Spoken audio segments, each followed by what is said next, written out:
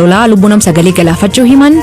Manneen isatti hirkatanii hojjetaman keessa mana sadii sibeetti manni sagalli lubbuun isaa darbee jira.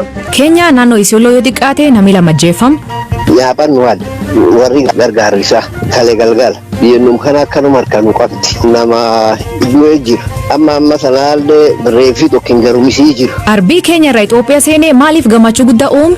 Duraanuu qara Itoophiyaa godaanee ammallee gana yaayyuu lafumisi deebi'ee hajedhuuf namni akkan gammadaa jiru ammallee booranallee akka malee waan milkii guddoo dassaati akka himan booranaallee. Oduu biraalee qabadee dhiyaadhaa an asli galgalooti nu dhiyaadhaa. Dhaggeeffattootteen jalqabaan bokkaan guddaan Itoophiyaa bakka garaagaraa roobuu jiru kalee magaal dirree dhaawwatii lubbuu namittuu galaafate. Komishineriin Poolisii magaal dirree dhaawwaa Komishinar Alamuu Magraa balatanaan daa'imti 3 dabalatee namni 9 lubbuu dhabuu BBC'tti hime. Kaleessa lolaan hanuumame duraan kun ganama isaa lamarraa eegaletamma isaa jaata roobe tajaajilatoonni dallaan investimentii tokko jigeet manneen isatti hirkatanii hojjetaman keessa mana sadii jigeet namni 9 lubbuun isaa darbee jira.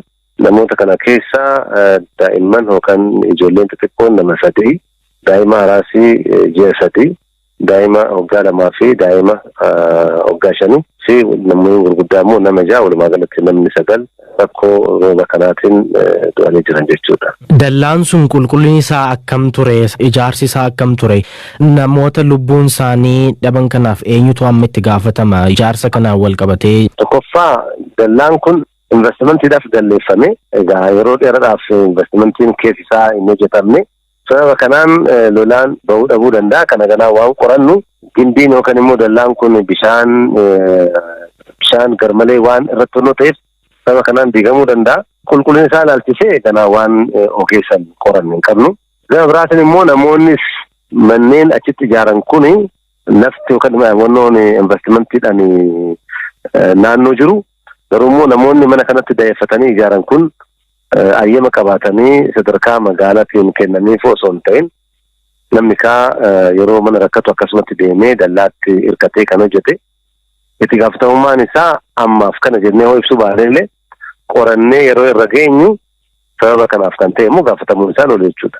Ayyee guddaa galatoomaa Komishinar Alamuu. Fayyaa naaf yaadadha. Eejensii meetirooloojii biyyaalessaarraa ogeessa raag haala qilleensa akka ta'e Abtamiru Kabadaa roobi cimaan kun itti fufaa jechuun hawaasni of eeggachuu godhuu qabaa dhaamsa dabarsan jalqab garuu roobi cimaan mudatu kuniin maal akka ture ibsuun eegala.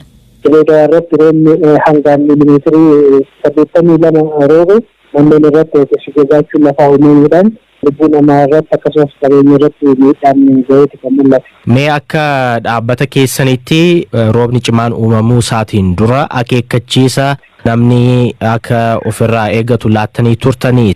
Eejensiin meetirooloojii eejensii odeeffannoo garaagaraa qaama ilaallatutti ni dabarsa. Haaluma kana faana wal qabatee nuti amma raaga yoo kenninu waajjira bishaaniitti kennuu dandeenya, ministeera qonnaatti kennuu dandeenya. Inni qotee bulaafis akkasumas uummattoota godhaanitti ergaa dabarsuu danda'a. Kun immoo guyyaa guyyaadhaan sa'aatiidhaan haala qilleensa jiru hordofnee qaama dhimma ilaallutti dabarsina. Qaamni dhimma ilaallatu sun immoo irraa fudhatee dabarsuu danda'a jechaadha. Haaluma kanaan guyyoottan muraasa darbanis kutaalee hedduu guutuu biyyaa irratti roobni jiraachuu akka danda'u, roobni tatamsa'ina qabaachuu danda'u, roobuu akka danda'uu fi iddoowwan tokko irratti roobni guddaan lolaa uumuu danda'u akka jiraachuu danda'u dursinee eeggachiisa kennee turre.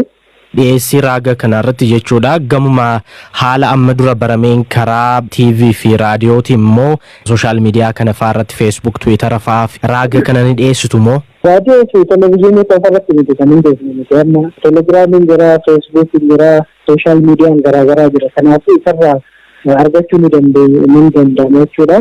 Raagni kennamus immoo haalli akeekkachiisaa isaa immoo baay'ee improved kan ta'e waan ta'eef raaga yeroo isaa eeggatee fi raaga kallattii isaa eeggate kennuu dandeenya.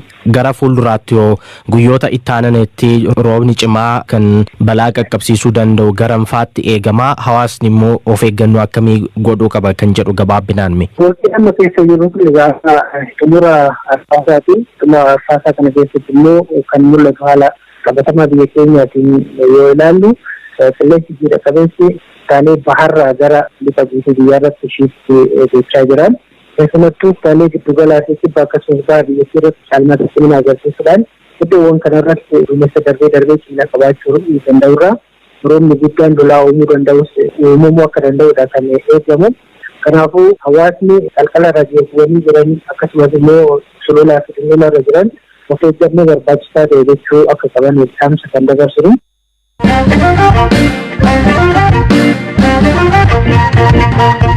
Keeniyaa naannoo Isiyooloo Bakkorbees jedhamtuutti hidhattoonni naannoo Gaarrisaa irraa dhufte nam lama jeeftee 9 madeessuu jiraatotaaf bulchootii lafaa BBC'tti himan.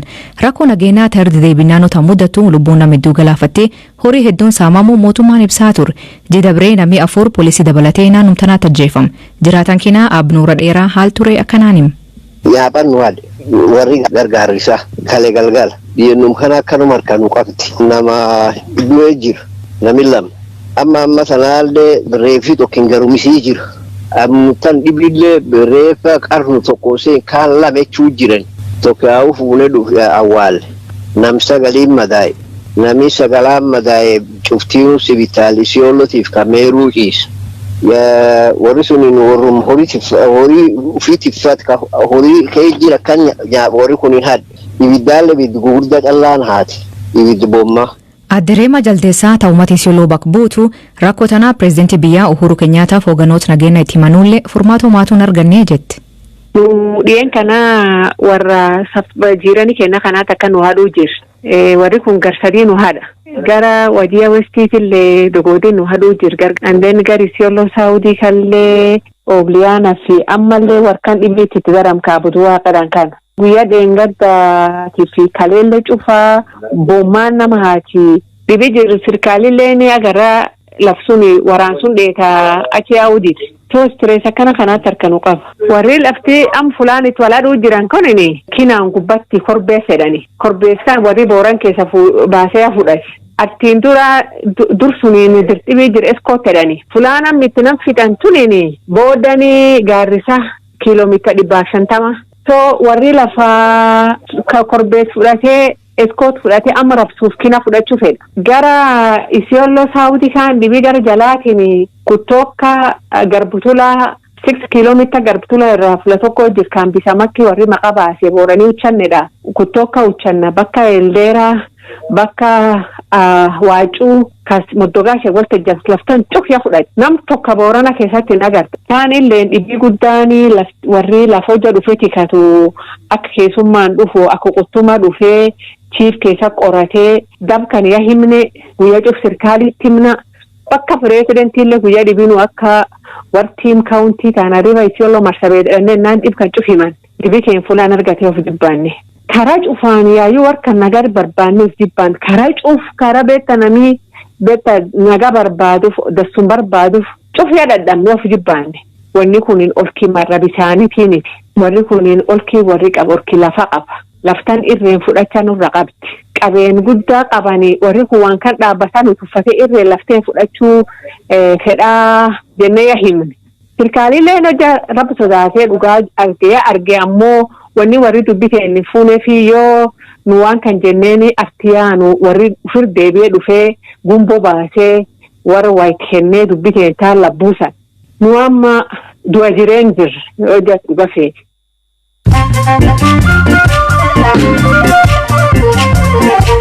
Dhaggeeffatooteen ammoo dhuga gabaabaa addunyaa isanii dhiyeessaa jalqabaan yuunivarsiitiin Finfinnee yuunivarsiitoota Afrikaa cuf caalaa fooyyee qaban jedhamuun sadarkaa 10ffaa qabaachuu beeksise. Bara 2021tti gabaasni US Global jedhamu yuunivarsiitichi Afrikaa bahaatti yuunivarsiitii hundi caal fooyyee qabu ta'uun sadarkaa jalqabaa qabsiisuu beeksise. Raayaan ittisa biyya Itoophiyaa tajaajila wangeelaa raajii iyyuu cufaa himachuu fi akka jiru beeksise. Dubbi himaan raayyaa ittisa biyyaa Kaanol Geetna Tadane raajii iyyuu cufaa miireetti gaafatamummaa hin qabnee fi fedhii dhuunfaa isaatiif maqaa balleessee jechuun himate. Ministeerri muummee Soomaaliyaa Mohamed Farmaajoon filannoo faldhabee turee fi haal furmaataa mariin fiduu fi dureewwan naannolee hanga sadarkaa federaalaa jiran walgahii yaame. Dhimma filannoo irratti waliigaltee tokko argachuu dhabuun rakkoo nageenya uumee waraanni ka'uuf ture. Rakkoo kanaaf paarlaamaan biyyaa aangoo pireezidantii kan waggaa 2 dheeressee turte murteessanii haaqan.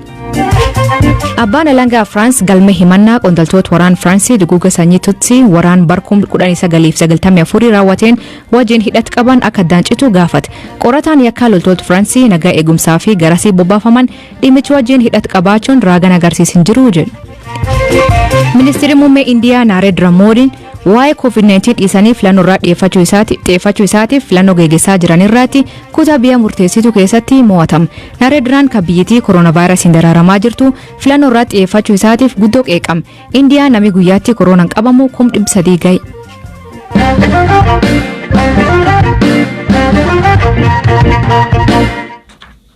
Dhiyeen kana arbi tokko keenya naannoo Marsabeetii raagam Itoophiyaa godin Booranaa qaxaamuree uummatii garmalee gammadee eegumsi akka godhamuuf mootummaaf jiraattotaatti dhaamachaa turan. Bakka arbi hundi hordofuu fi seenaa bineensota Oromiyaa nama hubachiisuu fi miidiyaa hawaasaa irratti namni hedduun barreessaa ture. Barbaada arbi kanaatii fi eegumsi akka godhamuuf aanalee godin Boorana cufirraa namni dhufee iddi lolaaf dirreellee namitti ergan. Arbi tokkichi kanaatti garuu namni maaliif qiliixame? Duraanuu qara Itoophiyaa godaanee ammallee gana yaayyuu lafuma fi deebi'ee hajedhuuf namni akkan gammadaa isu ammallee Booranallee akka malee waan milkii guddoo dassaati akka himan Booranaallee silaa'oo dandeenye gara haala mijeessine bineensaadan nama hin godaansituu malee sila godaansifachuuyyuu fedhaa ta'uuti ammoo inni nuyyoo jaali mijataan garan jiraati bineensi hin beeka qilleensallee hin beeku waan cufi hin beeku waan ta'eef ufumaan godaanee dhufaa jechuun jaali mijataan garan jiraati. Bineensi bosonaa hin jira bakka hedduutti adamsanii hadhanii balleessanii ka'asii immoo baga dhufte baga nuu dhufte baga asii bahe asumatti deebi'e. Kana qofaa miti kaafellee akka dhufu already hordofaa turanii. Wanni biri Booran tokko duri gada jaldeessaa kanuu ijoollee bara hin dhalatini laftan dhufu. Siiti baafatee Booranii ijjeesse. Aadaani jedhan karaa karuu dhufaa jedhan. Kun amma addu hormarbaa dhufee dhufan malaalee on tuqiini deemee lafdoodatee gargaraa gaafa immoo gargaraa manaan dhufadhani beekta. Kana akkasitti wanni sun yoo jira Booranaa wanni kun dooyaa deemaa dooyaa hin tuqan. Jaarsi argaa dhageettii Abbor Borbolee dhufiinsa arba kanaa bilbilaan itti himuu dubbata. Durri arba dabalatee bineensi bosonaa hedduun godin Boorana keessa baqatee keenya taakuu jaaroleen biyya himti. Giri beekta wanni inni arma keenya keessa muree fadhiisuma sassawwaa hidhii arbi jedhi kun hareeroon tun lafti baddaan cuu gafarsa qabdi. Hadiisumaan la itti lolaa kan cuu keessa hadhanii baasan. Keenyaan ammoo eeguu bineensaatiin ibsite Itoophiyaan eeguu bineensaa hantu akkas hin tolfanne. Kanaaf akkana haadhanii lafa keessaa baasan lafti Booranullee cufa ta'aree ta'iddi lolaa ta'tuqaa kun cufa arbaa warseessa gafarsuuf hin qabdi. Tattawwaa kan cuuf hin qabdi malbee kan cufa haadhanii keenya keesse. Jiraatan iddi lolaa Abqaalichnuuraa durii bineensa kana adamsanii biyya baasanii garuu dhalooti ammaa barnoota waan qabuuf fedhii bineensaa guddoo qabaa jedha. Agammaallee karaa arbii godaan mallattoon jiraachuu hima. Arbi kun agamma mallattoon isaa adda adda hin jirti. Karaa arbii godaanfaa, karaa arbii tirakkatfaa, karaa adda adda kan inni durii armatti gabbu'ellee ni jira beekta inni durii iyyuu bara Itoophiyaa godaane. Naannoo namni inni tirakkattuun beekta naannoo kaartahaa jira sanni rakkate achumatti. Gaaf godaan sun arbii hedduun dabree kan inni rakkatee gartee gabbuu dadhabee arbii achi du'ellee ni jirti. Naannoon tuni nama iddi lolaa irraa yoo karaa sololoo deemanii karaa arbii tirakkatee jira. Kan eeginu qalan iyyuu lafeen isaaleen achum jirti. Barbaada arba kanaatti mataa ka ture itti gaafatamaan paakii biyyoolessa Booranaa Abni Goosee Waataa uummanni kun arba kana eegee simachuu isaatiif badhaafamuu qabaa jedha. Paakiin biyyoolessa Booranaa bineensota hedduu qabdi. Keessumaa simbirree yookiin simbirroo bakka biraatti hin argamne asitti argamtii jedha Abni Gooseen. Simbirroota akka addunyaa kanarraa bakka hunda hin jirre naannoo sanitti sadiitu jira. Ka addunyaa irra hin jirre kachi Boorana qofa saniyyuu immoo reenjii restricted ta'anii gabaabinaan jiran. Bakki itti harreen diidoo gosti lamaanuu fulaa tokko yeroo tokko argamti. Ibeen akka Afrikaatittuu guddoo hin jiru akka Itoophiyaatti immoo hin jiru. Paarkii biyyoolessa Booranaa kana qofa keessa jira. Leenciin jira, bal'inaan jira, sattawwaan bal'inaan jira, saalaan bal'inaan jira. Akka heddiin diidaa gosa lamatu itti jira. Gosa kaan immoo qeerransa guddaa jedha yookiin immoo qeerransa gurraacha leopaardii jedhama. Inni immoo gosa lama Black Morti kan jedhamu paarkii kana keessa kan jiru. Dhaggeeffattootteen sagantaan keenyaarraa aganumaa nu eegatanii dhaggeeffachuu keessaniif ulfaadha isaniin jedha. Mammaansi galgal kana daddaftee na dhungatteef dhiirsnaan taatu jedha. Hiikaan isa isan biraatti maanii kooment keessan nu beeksisa. Sagantaa kan qopheesse Elias Mulugeeta gam teknikaatiin Oskar Bunga keessaniif dhiyeessan asli galgalooti agborii isaatti akkana nagaa waaqa kee bulaa oraa bulaa deebana hangafamaan dhan bulaa.